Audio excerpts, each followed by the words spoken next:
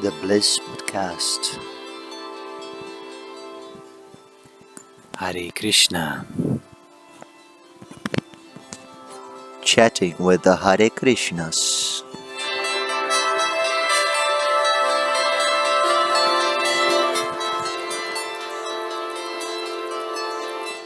The Bliss Podcast. Chatting with the Hare Krishnas. Jai Srila Prabhupada.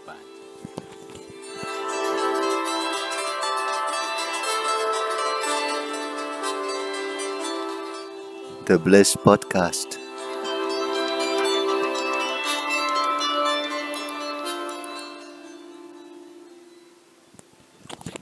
I couldn't think of a third thing to say on that amazing intro, but thank you. Wow, that music really, oh, it's coming back. What is that over the hill?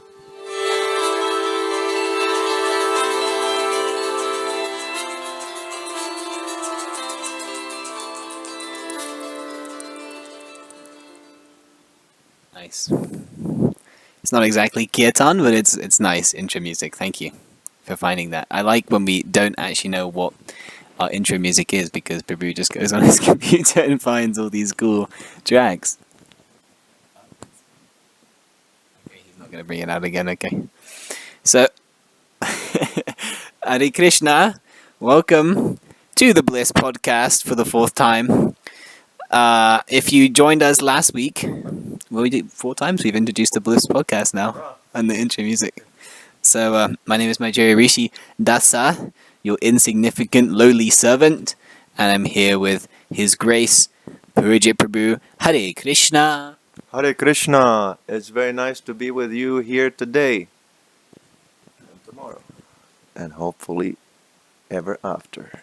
Eternity, forever, in the spiritual world, Jay. So, we're now here again for the umpteenth time, 50 plus episodes of the Bliss Podcast.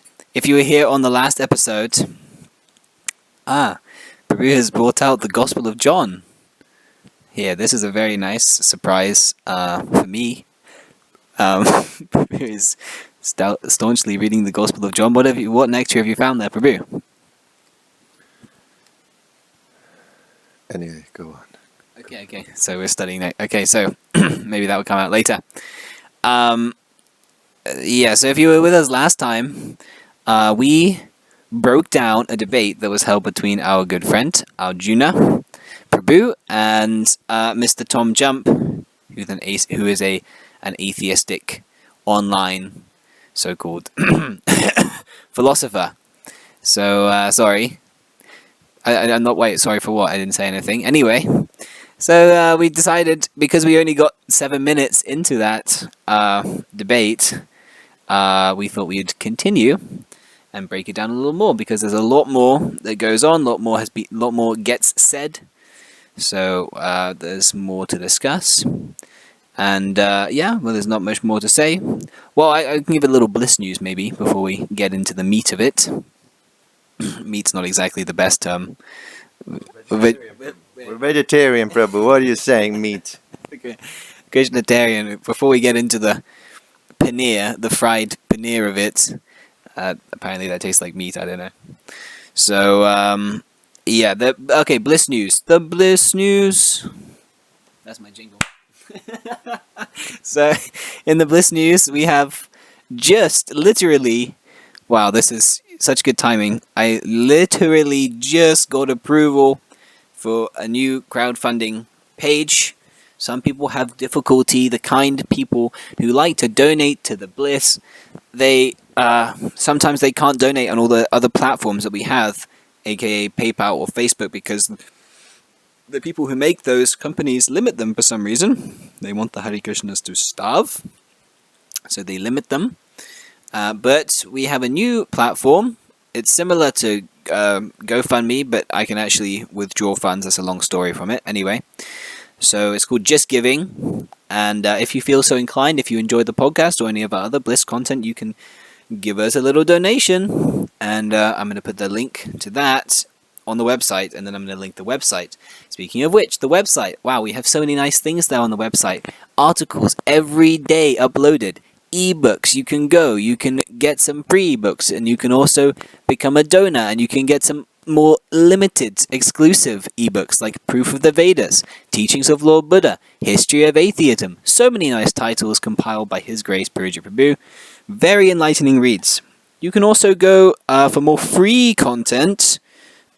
You can go to our Facebook page, Expand the Bliss, wherein we chat to people, or more, we have live streams where Prabhu gives classes once a week in the evening, or twice a week in the evening, and every morning, Srimad Bhagavatam, like clockwork, Prabhu is giving very nice classes. You can go there, you can hear Srimad Bhagavatam, you can understand how to realize the self through authoritative scriptures, yoga scriptures like Srimad Bhagavatam. Ask Prabhu a question. It's very nice. It's a nice community there also. We have regular viewers and people share and get involved and comment and give realizations, and there's always nice conversations going on there, so it's exciting. If that doesn't float your boat, you can go to our Expand the Bliss YouTube channel and continue to browse all the different podcasts, Harinam, Sankirtan videos. That's where we go out and chant in the streets, and other videos also we have on there. Also, we have the Bliss Cinemas channel. If none of these things are quite your palate, we have a Bliss Cinemas channel where we have bigger movies, philosophical movies, historical movies, like the Bhaktivedanta Lives in Sound Society. Wow, what a cool movie. I'm going to also link some stuff down below. So, anyway, that's... and in an actual Bliss news today, we had a very nice conversation session with Mr. Samyak Chandal of the Divya Karuna organization for mental health, and it was very nice. Prabhu gave a talk for about an hour, and that was streamed through the Divya Karuna organization's Facebook page, but we reposted that all over our Bliss live streams, and there were many people who attended. Good questions that were asked, but because the stream had some issues, those weren't actually not aired, so we're going to upload the full questions and answers and everything to YouTube. You can see that later. But if you're really desperate to hear, you can go now on our Facebook. In other news, also, previously we had a big event, Jesus Christ, the greatest Vaishnava of the Lord, live stream event happened on Christmas Day. We streamed. Prabhu gave a nice, long class about Jesus Christ, the greatest Vaishnava. Many nice questions were asked. It was a very deep conversation explaining the teachings of Jesus Christ from the Vedic point of view, from Srila Prabhupada's quotes. Wow, great stuff. Okay, I think that's the Bliss news. What do you think, Prabhu? Very nice. Thank you, Prabhuji. Okay. So, now, without further ado, let's hear some atheism. Jai. They get a kind of bliss, a special kind of bliss, where it's called... what's the word in there? Sorry, I'm just going to clarify because we're coming into this coming into this gravy train a little cold. So I think the previous thing that was stated, what we're kind of like discussing now, reasons, evidences for God, God consciousness being manifest in a person. I believe so. At least that is what I would, that was the previous discussion, yeah, but I think the exact argument now is, Arjun's going to be explaining this point that people get a higher taste from practicing Krishna consciousness, and therefore they're able to give up lower tastes, and so that's kind of like a proof that the process works. The topic of the debate as a whole is there a reason for God? That's the name of the last podcast also, but there are many little subtopics that are discussed here. So anyway, let's move on with that clarified. Bhakti, they experience devotion for God, and they get a direct perception of the Supreme Personality of Godhead. And of course, you can't test that one. Unfortunately, that's not testable. You can't test that one, no. But the other one.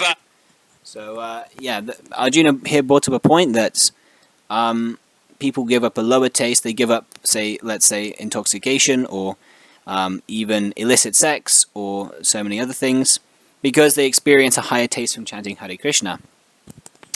And Mr. Jump kind of interrupted there and said that they can't be tested. So I just like to point out that actually that can be tested. And there are two things in this connection that show that people get a higher experience of Krishna consciousness. Now, Arjuna mentioned that they see directly the personality of Godhead Krishna. That's not. That is, of course, that is the last stage of realization. When one takes to the process of Krishna consciousness, you will eventually be able to see Krishna, God, face to face. You'll be able to realize your original relationship with God or with Krishna.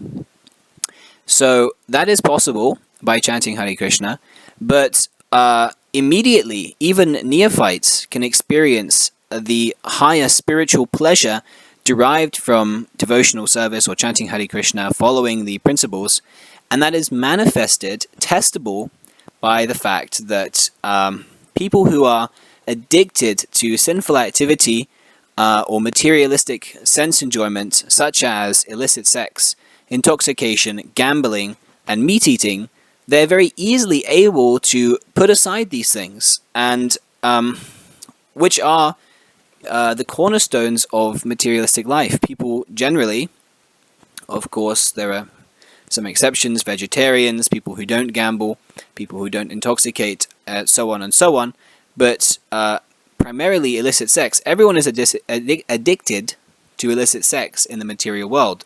You cannot find someone, be it animal or man or woman or black or white or tall or small, it doesn't matter. Everyone is addicted to sex life. But someone who chants Hare Krishna, he can very easily give up that addiction. So that's one testable evidence that there is the process works on a transcendental level. Sorry. And another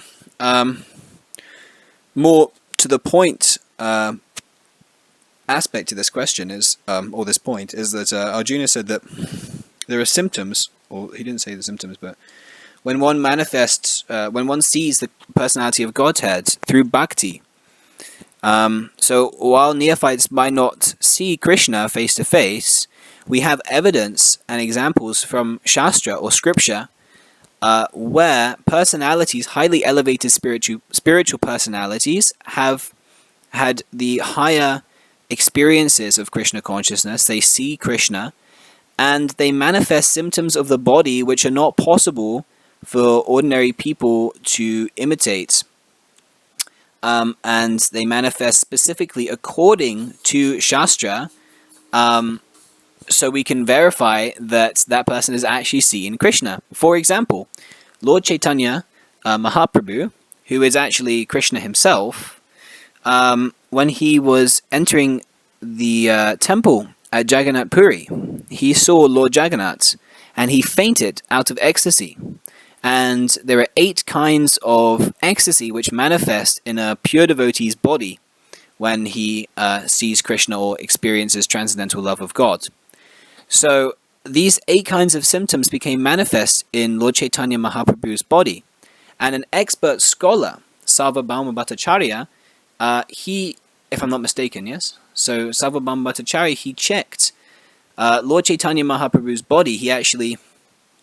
Everyone else thought Lord Chaitanya may have been faking it, but Sarvabhauma Sarvabhauma put I can't remember what exactly he put there, like a feather or something very light. He put to the nose, and he tested that there was very faint breathing, even though Lord Chaitanya seemed to be completely unconscious. He tested the faint breathing, and he tested in other ways other symptoms that were exactly according to Shastra, and he was able to verify that yes, Lord Chaitanya is actually experiencing these ecstatic symptoms, which are only experienced when one sees Krishna face to face, like Lord Chaitanya did. He didn't see Lord Jagannath as a wooden deity. He actually saw the spiritual form of Krishna through his spiritual vision. Of course, he's God himself, but for our understanding. So that is a way that you can verify that the process and the transcendental vision that you can obtain through the process are actually true. It's testable as evidence. So I don't know if you have anything else to say, Prabhu. Okay, so let us move on. Mentioned we can test, like all the different benefits. Those are all measured based on societal impact. So if you're in a group that is religious and you happen to share the religion, then there is a benefit. But the opposite is the case if you're in a group that is non-religious. If, for example, in secular countries, if you're a part of the religion, you don't see the same benefits. And you actually see the benefits if you share whatever ideology they have. So, for example, if you're in Iceland, Sweden, Denmark, whatever. Actually, Iceland, I think, is majority Christian. But any of the other countries, as long as you're a liberal, you have all of those benefits. But if you're a Republican, no, people hate you. So you don't get those benefits. So it seems like, based on all the social science studies, those benefits are simply agreeing with or sharing the ideology of the community. And if you do that, then you gain all of the emotional benefits, and it has nothing to do with the actual belief itself. It's just as long as you mix in with the community and you can share a social life, though the social life is what gives you those benefits, not necessarily the belief system. So it seems like, based on social science, it's not actually religious belief that does that. It's just social acceptance. So here, if I would like to cut in. This is a common misunderstanding. They think that Krishna consciousness is a belief system or a belief. If you study Srila Prabhupada's conversations, how we deal with people, he immediately clarifies this point, that it is not a belief. And let's not go further in a discussion unless this is clarified.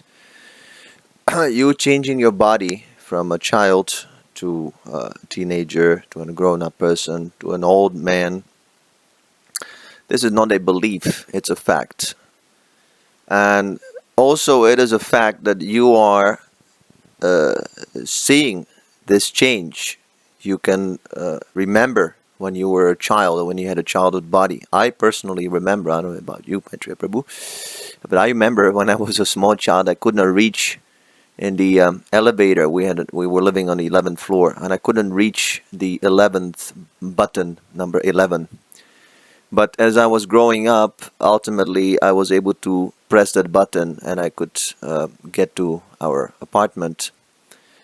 So that is the experience I have of something that actually happened. It's not a belief that I believe that I grew up.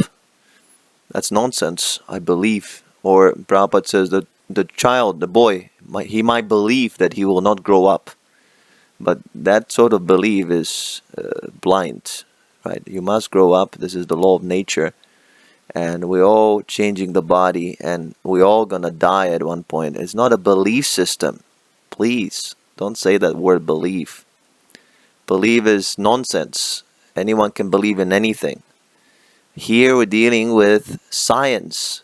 Science, not necessarily science that you have to have a diploma from Harvard University, but science in the sense of something that is demonstratable, something that we can demonstrate, not simply believing in some chemicals, Big Bang, a bunch of chemicals by accident, they created conscious beings. These are fairy tales. You can't demonstrate this. That's why it's a false belief. It is not something that we can demonstrate, or so you might believe in these things in your community. You might get some benefits, some validation from the people of your faith, in the chemical faith. But if you come to a different group who might not necessarily share that same belief, like for example Krishna conscious devotees, they're rational people, reasonable people who do not believe in this simply because you think, but you feel, I feel that is the chemicals, or because you say so, doesn't make it demonstratable. There must be a scientific demonstratable fact that we can see. You must take in your laboratory and make life out of chemicals. Then that would be something that we could then believe in your chemical faith. But so long it is not demonstratable, it is simply like a scam, basically. You're a scam artist, and we're not buying this. So we should not use that word belief. This is a misunderstanding in terms of Krishna conscious movement and philosophy and like that. Excellent point. The exception to that would be hermits. So if you find someone who they're happy in a group of people, and if you put them completely on their own, they've still got the same kind of happiness. Sure. But there's definitely examples like that too in the secular community, like Stoics who say you shouldn't get attached to the material world and you should just be accepting of the way things are. And there's several others. I don't really know them off the top of my head, but I know a few friends who do. Are kind of obsessed with it. So if you're just a bunch of chemicals, why you should not be happy? Why you should go somewhere and hide as a stoic and renounce the material world? Why? That doesn't make any sense. It seems like a contradiction. If you're just a bunch of chemicals, it doesn't really matter whether you are living alone or living in a community of similar atheistic people. It doesn't matter. You're just a bunch of chemicals, so you might as well just join the Hare Krishna movement and nothing's going to happen. Why don't you just chant Hare Krishna, become a Hare Krishna devotee and preach this philosophy? It's just the chemicals anyway. It doesn't really matter. So you should join us. You may as well have fun with it. I mean, right now you're just a bunch of chemicals, and you're living somewhat a miserable life. Grinding hard 9 hours a day on your job, and you're gonna die at some point. Whatever. There's no higher ideal, nothing, and even the enjoyment is not so high. You have to deal with so many problems in the material world, and there's no joy there. At least let's just hypothetically. Well, let's not. I'm sorry, I'm speaking incorrectly. Let's say that Krishna is not real, that we're all crazy or whatever, but still, the Hare Krishnas are joyful. The life is a life of freedom. So why not join? If everything, like Prabhu says, if everything is just ultimately meaningless, why not have fun in that short period of time that you have? And hypothetically accept something with much higher ideals and much more reasonable basis than the scientific understanding. Like Prabhu said, right now you believe in fairy tales, and you also live a life that's not very exciting. So why not believe in something scientific, reasonable, logical, and also have a life where you chant, dance, take nice prasadam, and associate with nice, enlightened people? Hare Krishna.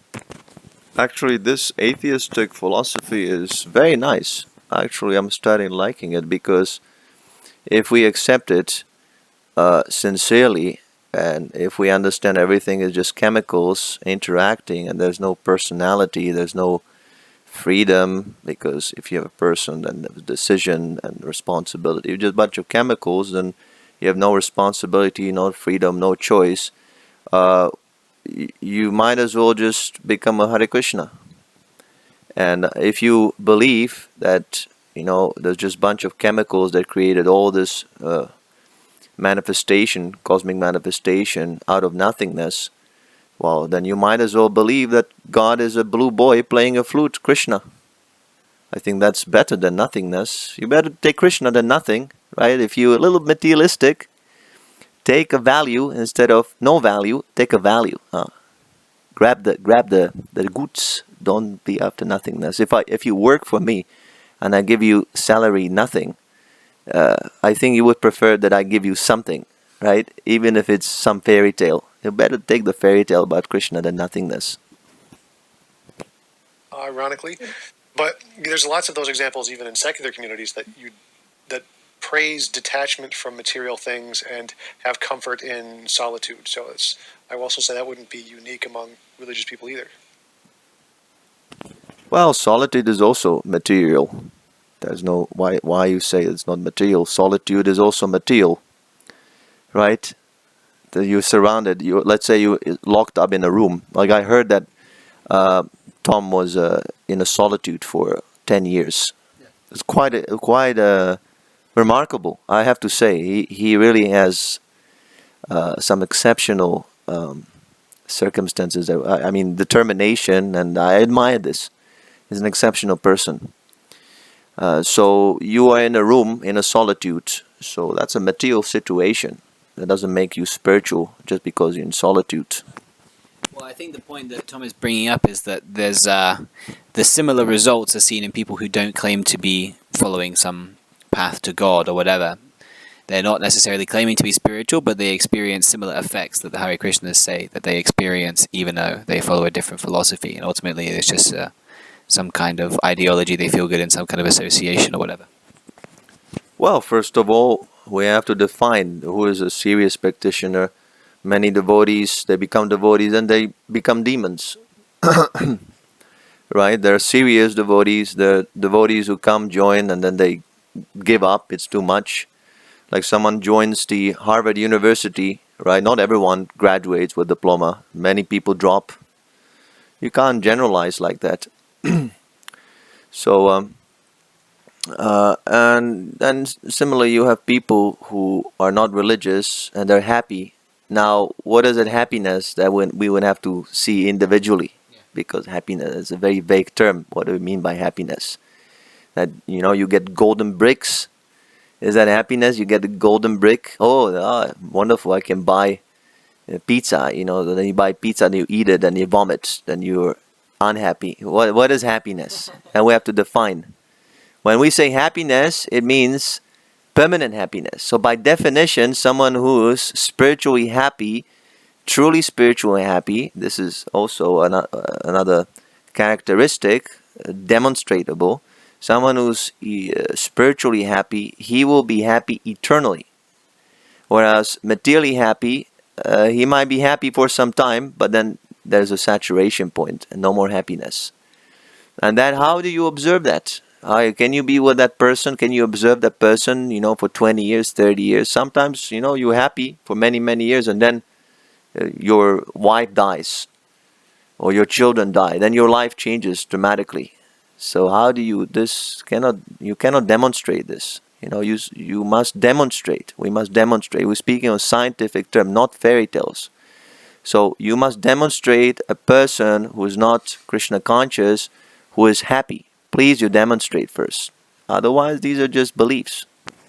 Yeah, even philosophically speaking, like the happiness, like Srila Prabhupada explains that a devotee, of course, you become happy by following the process. You actually feel transcendental happiness. But just philosophically speaking, a devotee is happy because he understands scientifically that I'm going to go back home, back to Godhead. Prabhupada says, if you buy a ticket for somewhere nice, you're going on a vacation. If you buy the ticket, you're happy because you know you're going to the place.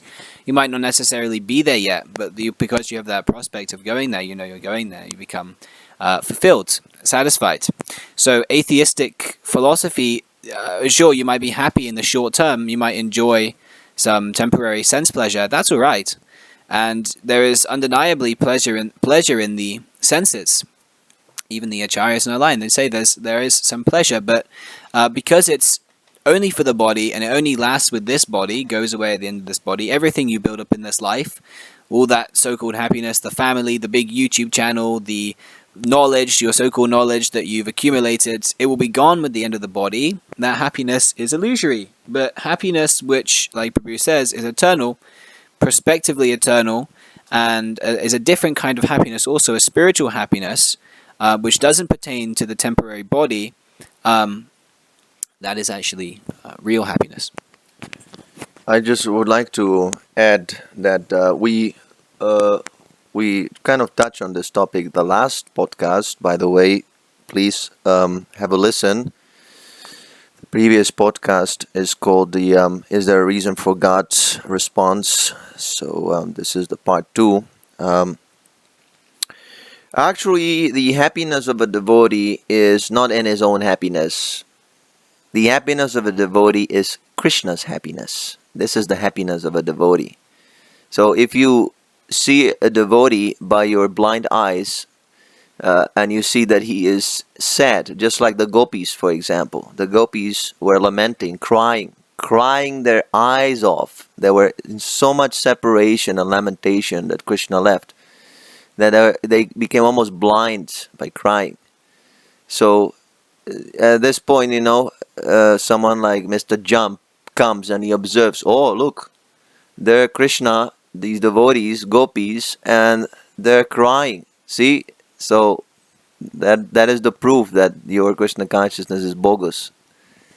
Right? So, but, this is transcendental ecstasy. Just like sometimes we also, in loving relationships in this world, we like to suffer for the beloved. A man is working hard like a donkey.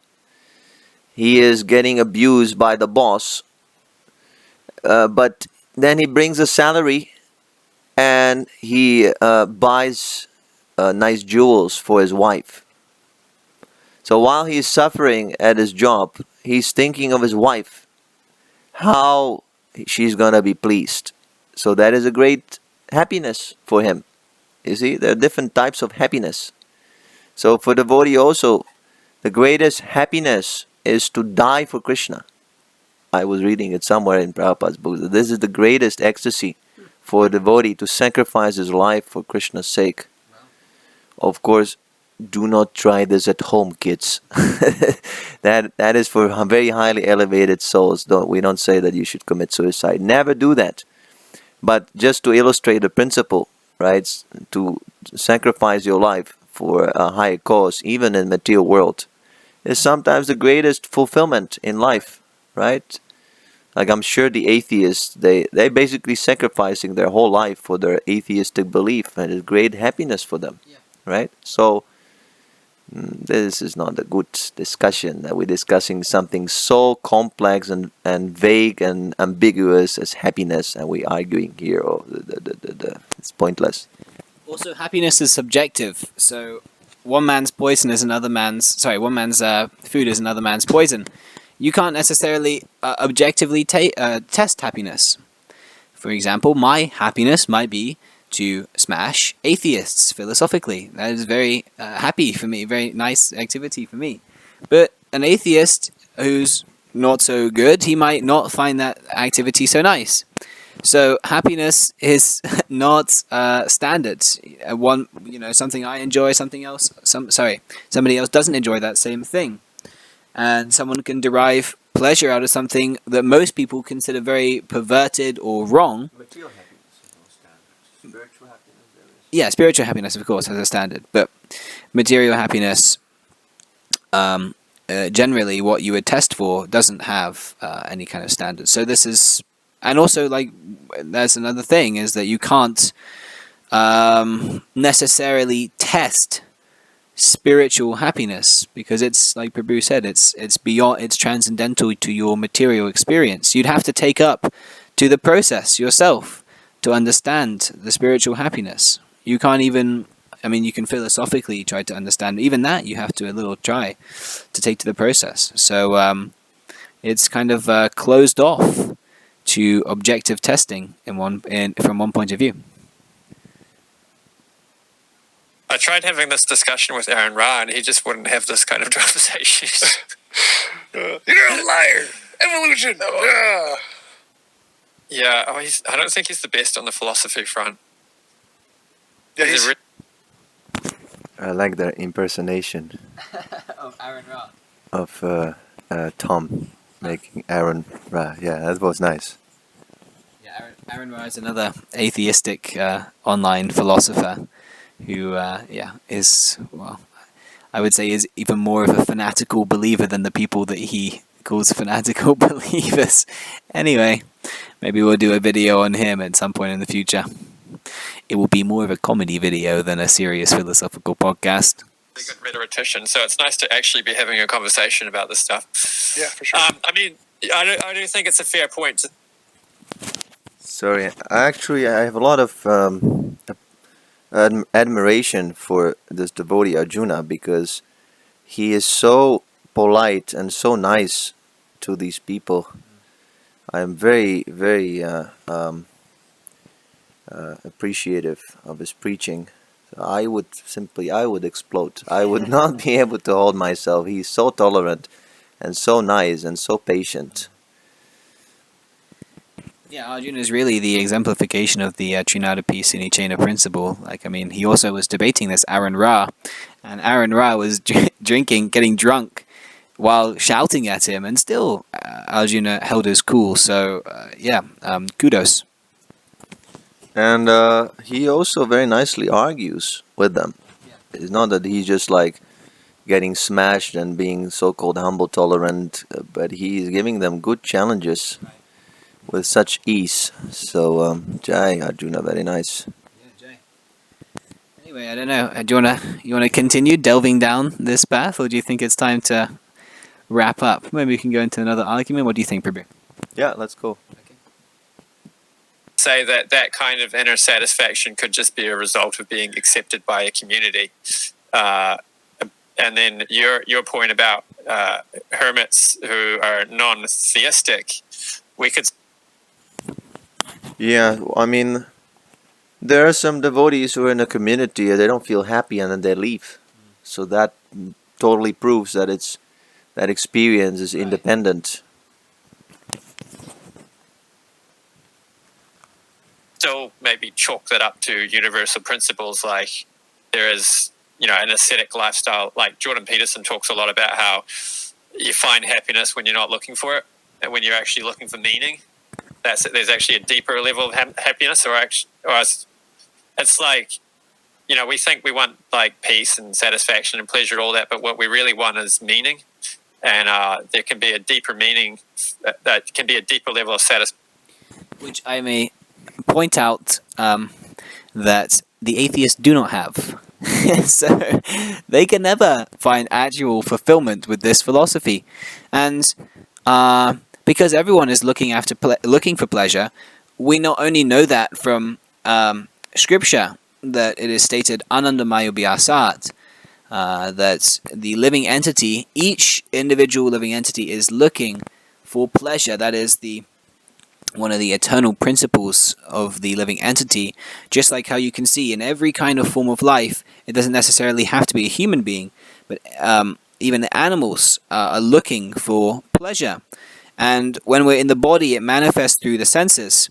But nobody could escape this principle. So atheistic people, even if they don't believe in God, whatever, what have you, it's an absolute truth that they are also looking for pleasure. But they cannot really find it because they have no purpose, they have no meaning. It's all empty, just a momentary enjoyment. And because they believe everything is ultimately chemicals, nothing matters at all. There's not a self, there's not a God, there's not a purpose. Everything is chaotic, comes about by chance. Therefore, there is no meaning or happiness for an atheistic person. So such a dark philosophy and way of life, I am surprised that people are attracted at all to such a philosophy. Yeah, that's very nicely said. The atheists have no meaning because they're just a bunch of chemicals, and even if they say the meaning is just to enjoy and have a good time, you can't enjoy because it's the chemicals who enjoy, not you. Action to be living that kind of ascetic life where you're not chasing after sense gratification, you're trying to do something meaningful.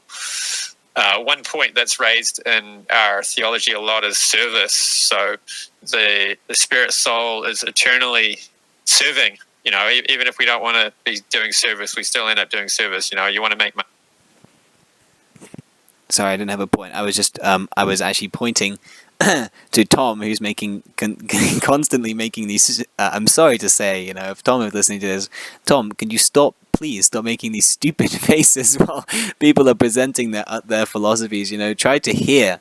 You're putting so much effort into making these ridiculous faces for your fans to amuse your fans. You're not actually concentrating and trying to understand what the other people are saying, and I think therefore you're missing some of these points. Anyway. Moving on. You think it's for his fans? Yeah, well, he has a big chat there, and he's getting donations, and he's got to add a little comedy in there. I don't know. That's what I think. Oh, maybe it's just a natural reflex when Arjuna is presenting such nice points. He has to pull these faces. Who knows? It could be either or. Anyway, we should not character assassinate. We should hear him on the merit what he says. This is not so important, what faces is making.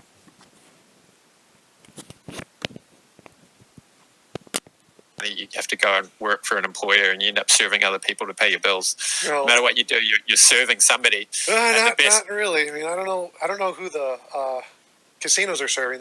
They're mostly not serving people. They're more like this. They're taking people's money. Now Arjuna's gonna smash him. They're serving people's desire to go and have a fun time with a dopamine rush at the casino. Yeah. Well, That was a good one.